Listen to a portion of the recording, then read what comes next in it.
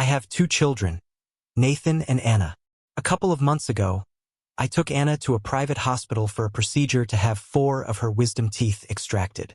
Teeth that were well embedded in my daughter's gums, necessitating the use of a general anesthetic. Necessitating, in fact, a visit to an all-hours private clinic. Time was of the essence.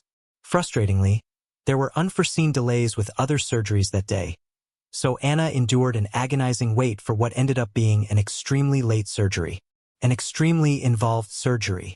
The extraction of those impacted molars lasted 2 hours, all in all, and was rather anxiety-inducing for me too. Now, anybody who's seen the aftermath of such a procedure, in either reality or the YouTube footage of a sadistic parent, knows that it often involves wonky, witty remarks from the recovering patient. And, whilst I didn't have a recording phone at the ready, I'll admit that I was hoping for some bizarre wordplay. But my daughter instead uttered something vile. Before I repeat her confession, here's some context. My husband, Ed, used to go whitewater rafting with our 2 children and his brother, Darren. Some years I'd go with them, but work commitments often clashed. Anyway, Ed wasn't a particularly strong swimmer, so I always felt a little uneasy about the idea of him out on such unforgiving water without me. In late 2022, my worst fear came true. A strong current pulled my husband under. And by the time Darren had recovered his brother's body, it was too late. Ed had drowned. The following months were unspeakably awful for the entire family, but Anna was affected the most severely. To eke even a handful of words out of her became an impossible feat, but that didn't stop Uncle Darren from trying.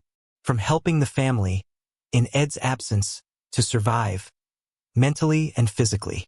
It was no surprise to me when Darren offered to accompany us to the hospital for Anna's surgery. Offered to keep Nathan company whilst my daughter underwent the procedure.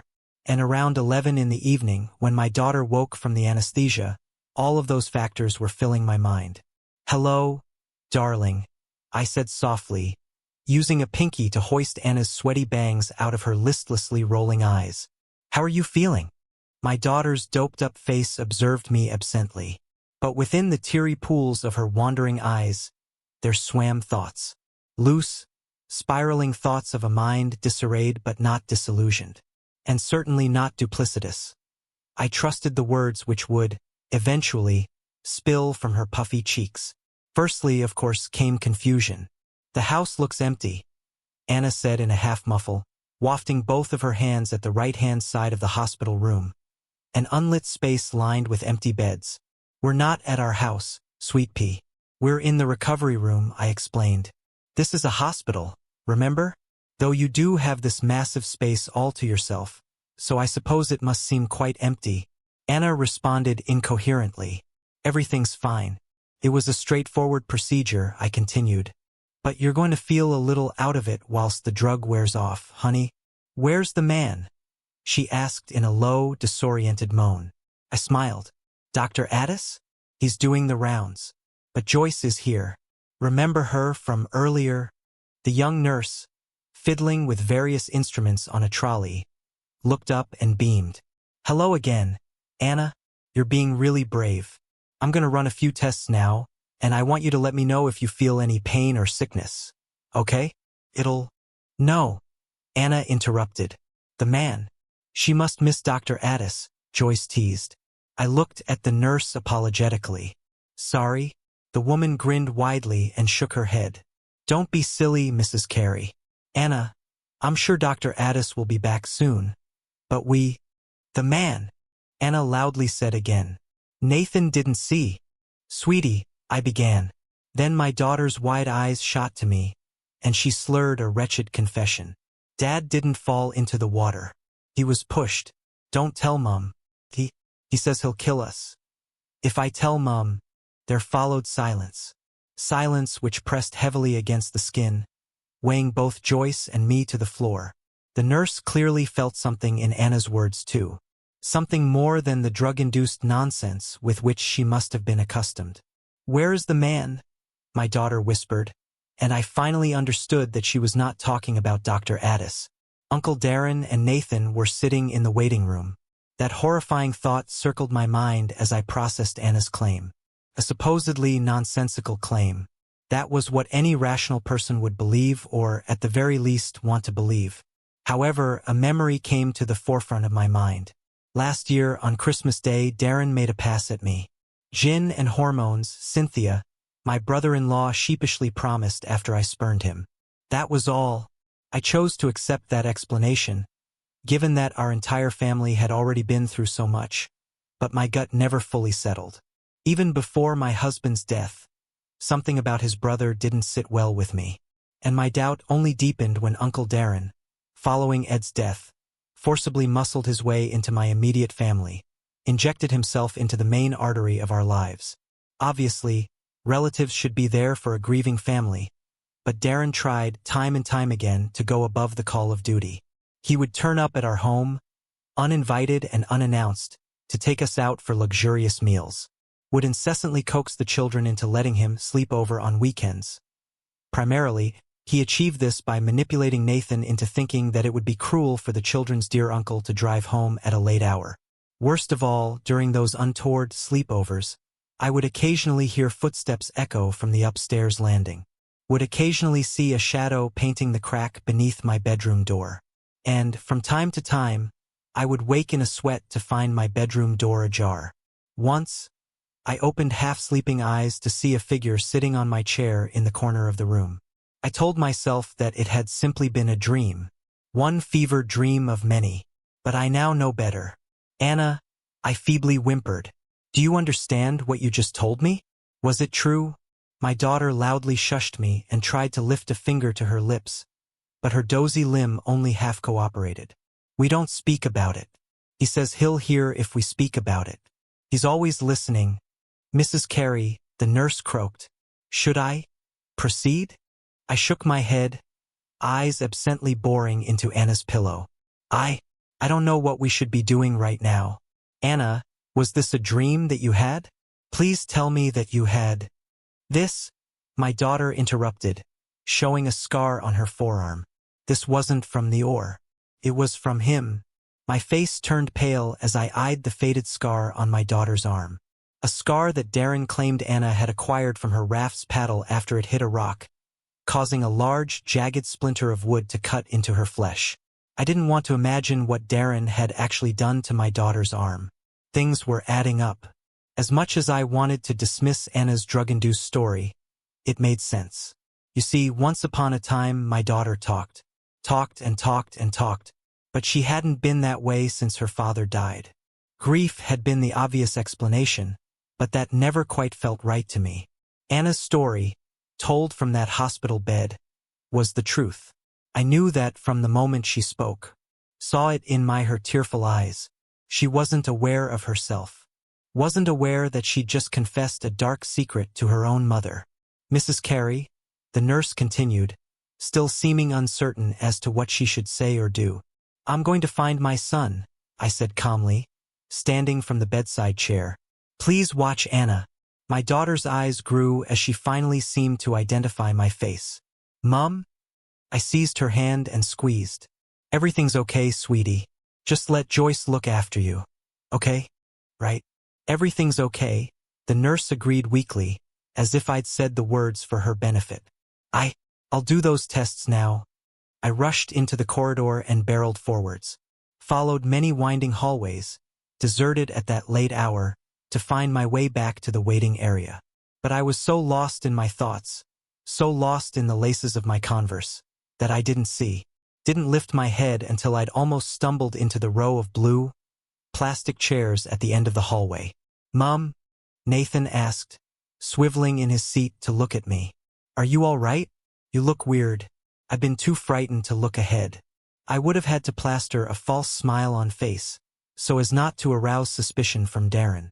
But there was something far more frightening about seeing my son sitting alone. It was, of course, a blessing to know that I could snatch Nathan's hand and scoot him away without battling a questioning uncle. But it also terrified me. After all, Darren had gone somewhere. I dragged my son back through the clinic, back along the corridors which seemed to stretch farther than before. I was ready to tear my daughter out of her bed, regardless of the nurse's advice. Mom, slow down, Nathan pleaded, attempting to wriggle out of my handhold as we rushed towards Anna's room. "Sorry, Nathan," I panted as I shoved the door open. "But I didn't finish that thought. The recovery room was alarmingly quiet. Anna's segment, semi-partitioned from the rest of the space by a thick curtain of green fabric, was the only lit section of the large area.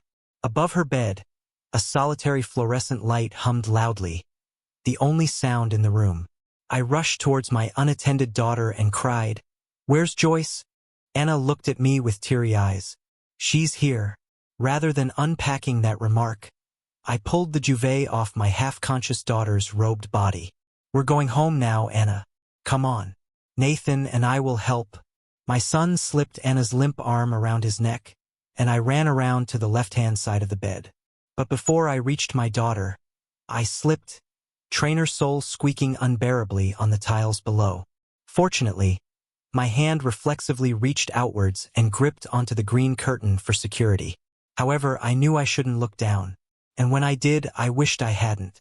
There, starting to stain the lower half of my white Converse, was a pool of red. A pool spreading from a source on the other side of the partitioning curtain. This wasn't pulled so far across before, I thought, rubbing the fabric between my unsteady fingers. A thought which only filled my mind because I so desperately wanted a distraction. A distraction from the horror of wading through that gunky liquid. A tainted river that, no matter how shallow it may have been, seemed to resist my feet as they pushed onwards. "Mom?" Nathan asked as he helped Anna stand on the other side of the bed. "What happened?" I answered not with words, but heavy breathing, and I lifted my twitching eyes to the curtain. Then, breath held, I tore the green fabric backwards, and the blackened side of the room was revealed once more. 5 shadowy beds with unlit light fixtures above. I don't remember whether I screamed, as something in my soul disconnected when I saw what lay on Anna's neighboring bed. The lifeless body of Nurse Joyce. The woman's face and scrubs were drenched with thick layers of blood. Her mouth hung open in a final cry, and her eyes were gone. Gone not in the sense that they had been clawed to ribbons, but in the sense that they had been plucked cleanly from their sockets. 2 deep, blood-filled cavities filled her skull, and her body had been gutted. What remained of the blood in her body was gushing onto the floor, adding to the growing puddle. When I turned to face my children, I was thankful that Anna's vacant eyes were staring at the corner of the room. However, Nathan quickly saw Joyce's body, in spite of my effort to stand in the way, and he began to cry, began to buckle under the weight of supporting his sister. "Look at me, both of you," I cried, nearly slipping in the blood puddle a second time as I rounded the edge of the bed. "Please," Nathan bawled as I tried to sling Anna's right arm over my shoulder, hoping to escort both of my children out of that nightmare, but my daughter shrugged me off. Before I said a word, Anna pointed a shaking finger at the spot she'd been eyeballing, pointed at something past the darkened beds. She might even have tried to say something out of her gauze-filled mouth. Jumbled, meaningless words. My daughter seemed even less coherent than before, but I trusted her. Followed her jabbing finger, and when I finally eyed the corner of the room, I saw something worse than Joyce's body. There was just enough light to illuminate the recovery area's vague outline. The 6 segregating curtains had been drawn back to the wall, revealing the full stretch of the room, revealing 5 empty beds and 1 bearing the nurse's mutilated corpse. But the one light above Anna's bed barely lit a thing. The room was, rather, illuminated by light pouring through the window on the far wall. A long glass pane which invited a smidge of moonlight. With moderate squinting, I discerned the outline of an armchair in the room's corner. A seat partially visible, much like the dark, featureless head rising above its backrest. Somebody was sitting in the darkness, watching us. He wriggled like a codfish as his lungs filled with water. Came Darren's voice from the blackness. But I kept one of his ears above the surface, Cynthia. That way he could hear me explain in great detail all of the things I wanted to do to you. "Run!" I shrieked at my children as the shape lunged forwards. There came the crying of my son, the door handle squeaking downwards, and a man's broad shoe soles hurriedly beating against the floor. Loudening as Darren, lost in the shadows, charged towards me. There is no horror quite like an unseen thing approaching. Then the man hurled his body, flung it as if it weren't even a part of him, into me. No matter how monstrous that ragdoll, he was, at the end of the day, still a man. A heavy-set man with a bulging gut and eyes to match.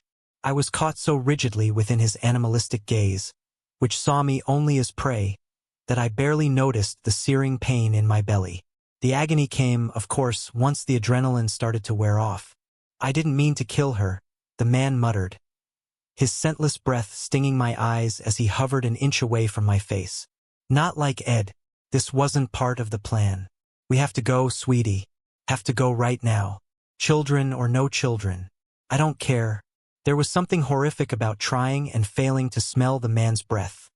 Inhuman breath, neither stale nor rosy. That was Darren. Had always been Darren. Why would his breath smell of a thing? He was nothing. An empty vessel. I'd always known that, somehow. I just didn't have proof until that dreadful day. Once that horrifying thought abated, realization hit. Pain hit. I understood, as my abdomen started to throb, that my brother-in-law had buried sharp steel in my flesh, falling just shy of puncturing my lung. As Darren continued to twist the knife deeper into my gut, causing me to splutter, he lifted his free hand to my hair and brushed it off my ear. A practiced idea of what it means to be human. Something he'd seen me do to Anna, most likely, but did not understand. And that made me feel sicker, for it proved that the creature before me was no person. But that awful concept also motivated me to plunge my quaking fingers into the back pocket of my jeans. "Don't worry about this," Darren whispered, motioning at the blade in my belly. "I'll take you back to the van. Quietly. We'll lie low, and I'll get you fixed up. I'll tend to you, care for you just as I have for the past 2 years. I will be better than my weak, pathetic excuse for a..." Halfway through the man's monologue, I did something which I expected to be the end of me. Powered by the last dregs of adrenaline and blood in my fading body, I swung my makeshift weapon, a set of keys wielded between my 2 middle fingers, and I did not choose a non-fatal mark. I intended to put the monster down. When the keys met Darren's jugular, his flapping lips froze mid-sentence. Then my husband's killer released the fingers gripping the knife, which stayed firmly in my gut, and he moved that hand towards his bleeding neck, tried to cover the wound as he stumbled backwards and spat droplets of blood in lieu of words. I moved with his body as he pulled away, fearing what would happen if I were to lose that opportunity. I repeatedly thrust those brass blades into his throat, intending to inflict as much damage as possible, intending to stop Darren from ever hurting my family again. I didn't want him to rot in prison, as I knew I would forever live in terror of him escaping, finding us. The next time, he wouldn't have kept me alive as some plaything. He would have sought revenge, would have ended me. I know that. Moreover, I wanted Darren to drown as my dear Ed had drowned. And my brother-in-law suffered a worse fate, in fact, as he drowned in his own blood. That's how they explained it to me. They say his airways filled with it. Hardly surprising, given that I stabbed the man 46 times. Let his neck a mangled, mushy mound of skin and blood. Darren was pronounced dead by emergency responders. Dr. Addis had dialed 999 when my children found him in a nearby corridor and explained the situation. Addis did, of course, immediately rush to Darren's aid. Such was his oath. That was why I ensured that there would be no salvaging my brother-in-law. To let him live would have been a nightmare. Even dead, the man haunts me. I will always hear, as I lie in my room at night, Darren's unholy confession of what he did to the love of my life. Will always hear an unspoken confession of what he was going to do to me. Will always see him sitting on that chair in the corner of my room. Thank you for watching. Don't forget to like, subscribe, and turn on notifications for upcoming videos. Stay tuned for more.